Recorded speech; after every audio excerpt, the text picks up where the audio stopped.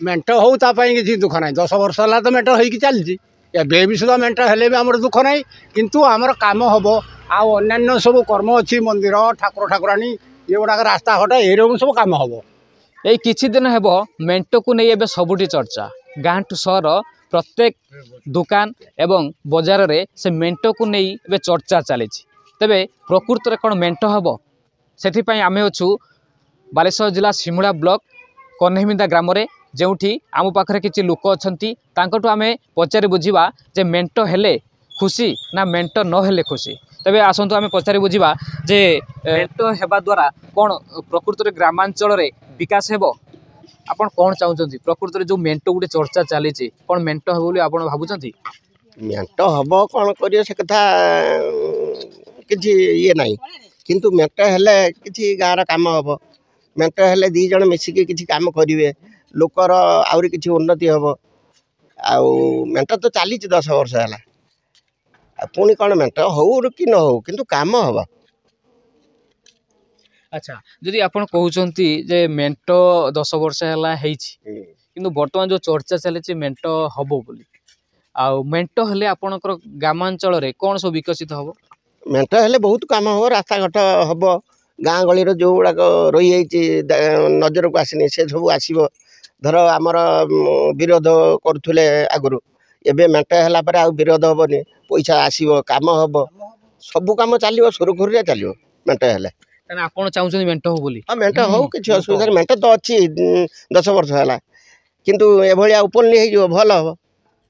आम चाहूँ मेंट हवा दरकार हेने भी काम हम किसी असुविधा नहीं एभलिया भी हो मेंट रास्ता घाट बहुत काम सब रही आ स्कूल कॉलेज काम चली किंतु आउरी बढ़ी काम भल काम हाँ शुणुले से जहाँ कहते कि आम पाखे आउ जन अच्छा मौसा जो गोटे चर्चा चली मेंट हम बोली मेंट हेले आपण किसी प्रभाव पड़ो ना कि प्रभाव पड़ कहीं भल आउर भल हम मुझे कहूँ किंतु मोदी सरकार से तो कहूँ मेंट हम ना कि आम जे कहूँ आम मेंट हम तार जदि तार मोदी सरकार पाई जाए पाइला नवीन पाइला पाइला न पाइला ना कि आम मोदी रहू आ नवीन बाबू रहू आम या भाव आउ जड़े अच्छा कौन कहे मेंट को लेकिन कौन कहे जदि मेंट हुए कौन विकास हम प्रकृत में विकास हम जे समस्त नहीं आम करिया अच्छा जदि कहवा जदि मेंट हुए कौ दल को फायदा बोली भावुं सब मेंट हेले समस्त फायदा हम तो समस्ते भी ये शांति रही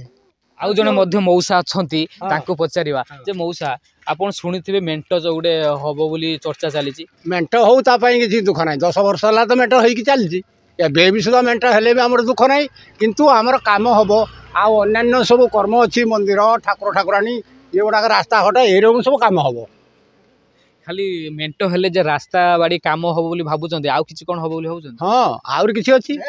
आ ढेर अनेक प्रकार अछि अच्छा जदि भाबुचंदी जदि मेंट हुए को दल फायदा रही बोली भाबुचंदी सब दल सब कौन सी दल नहीं नवीना भी मुदी रही समस्त शांति नवीना मुदी रहीना आमर शांति किसी अच्छा ना असुविधा ना अच्छा कहउचंदी जे कांग्रेस कहउची जे तांको भयर कुआडे मेंट होउची बोली कांग्रेस कांग्रेस थिला तो आ कहीं बातिल है कहीं असुविधा कर बातिल है ना माने जेतिक सरकार कोषर राज पैसा सब मांटी खाईगले आमे पाइला बेलू किसी पाइनी दलीय लोक तांकु से पटी मारिछनी किंतु आमे किसी का पाइनु पाइछु कि अच्छा मौसा आपण तो कहउचंती जे नवीन पटनायक रहिया दरकार एवं मोदी सरकार रहिबा दरकार तबे आपण काहा को बेसी भलो पांती आमे नवीना को बेसी भलो पाऊ काहे की भलो पांती भलो पाउजी बोले हमको सब दउची सब प्रत्येक जिनिस दउची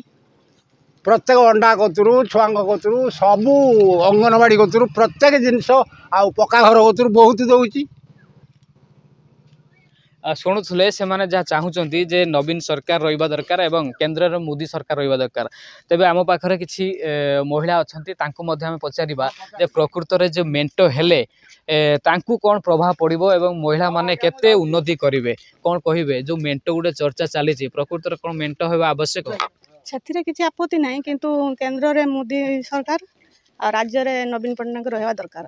ସେମାନେ ରହିବା ଦ୍ୱାରା ଆମ ଦେଶ ହଉ ଗ୍ରାମାଞ୍ଚଳରେ ବି ଉନ୍ନତି ହେଉଛି। ମହିଳାମାନେ ବି ସଶକ୍ତିକରଣ ହେଇପାରୁଛନ୍ତି। ଆଗରୁ ମହିଳାମାନେ ଘରୁ ବାହାରକୁ ଯାଇପାରୁଥିଲେନି, କିଛି ବୁଝିପାରୁଥିଲେନି। ବର୍ତ୍ତମାନ ସେମାନେ ମାନେ ସବୁ ବିଷୟରେ ବି ତାଙ୍କର ବି ମତାମତ ରହୁଛି। ସେମାନଙ୍କର ସଶକ୍ତି ପାଇଁ ମିଶନ ଶକ୍ତି ଆଜି ଡେଭଲପ୍ ହେଇଛି।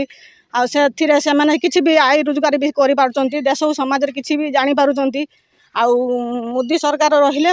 ନବୀନ ସରକାର ରହିଲେ ଆମର ବହୁତ ଉନ୍ନତି ହେବ। ଆଗକୁ ବି ଉନ୍ନତି ହେବ ବୋଲି ଆମେ ବି ଅନୁମାନ ବର୍ତ୍ତମାନ ବି କରିପାରୁଛୁ। ସେମାନେ 2 ଜଣ ରହିବା ଆବଶ୍ୟକ।